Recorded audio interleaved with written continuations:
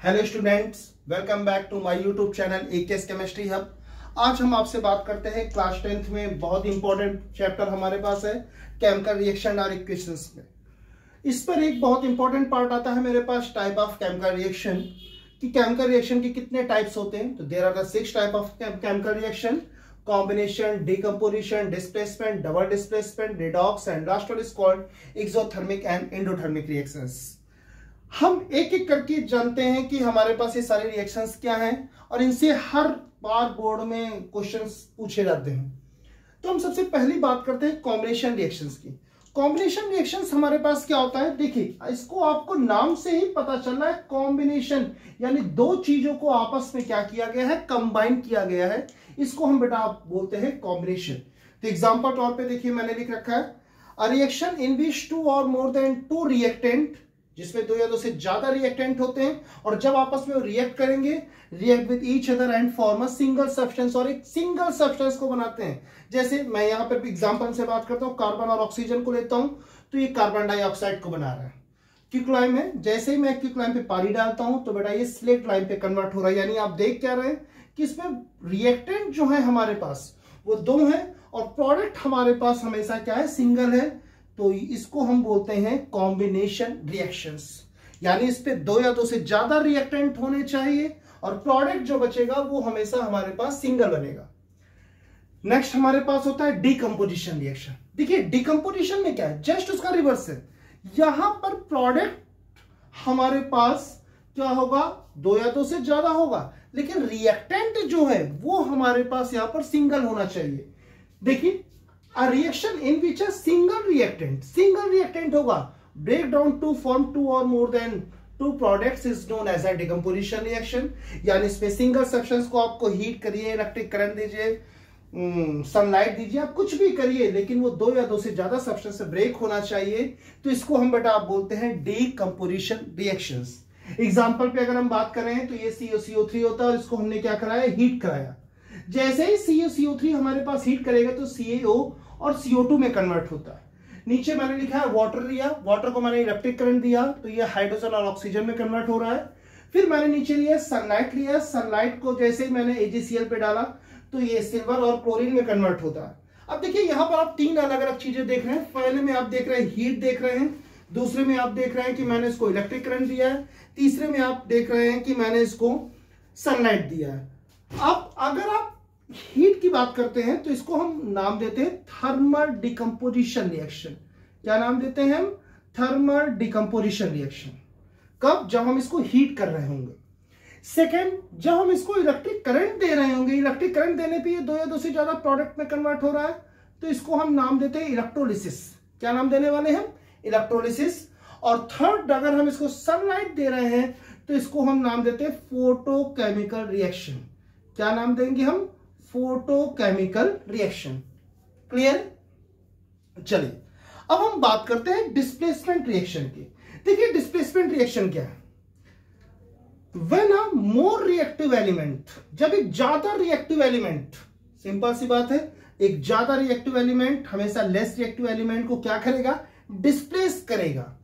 हमेशा जो ज्यादा रिएक्टिव एलिमेंट होगा वो अपने से लीस्ट एलिमेंट को हमेशा क्या करेगा, वहां से हटाने की कोशिश करेगा।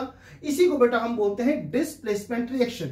जैसे Zn है, ये CuSO4 है, जैसे इन दोनों में रिएक्शन कराया तो Zn Cu से मोर रिएक्टिव है तो ZnSO4 प्लस Cu को क्या किया, उसने हट रिमूव कर डाला। सेम रिएक्शन मैंने वही नीचे दे रखा है तो इसको बेटा हम बोलते हैं डिस्प्लेसमेंट रिएक्शन।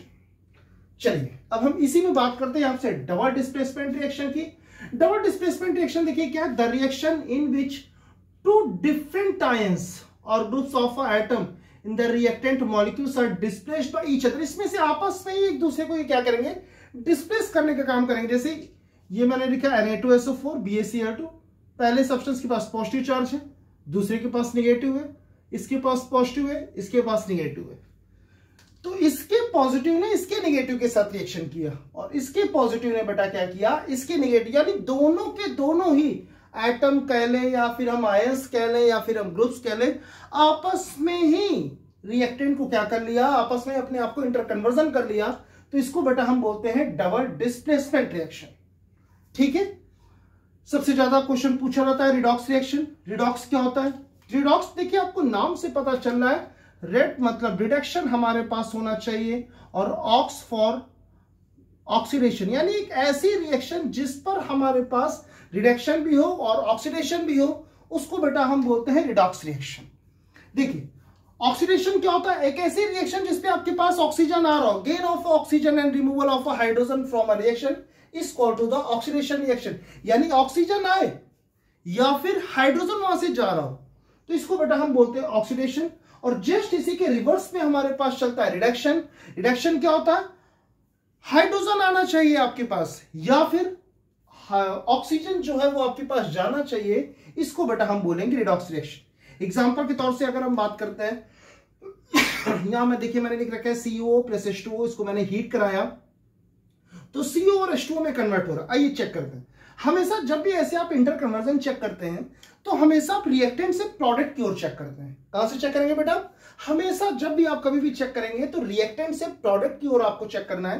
तो देखिए यहां पर CuO है, रिएक्टेंट के पास कॉपर के पास ऑक्सीजन है, लेकिन जैसे ही आप प्रोडक्ट के पास गए तो कॉपर के पास से आपका ऑक्सीजन एटम चला गया, यानी रिएक्टेंट में ऑक्सीजन है, प्रोडक्ट पर ऑक्सीजन नहीं है।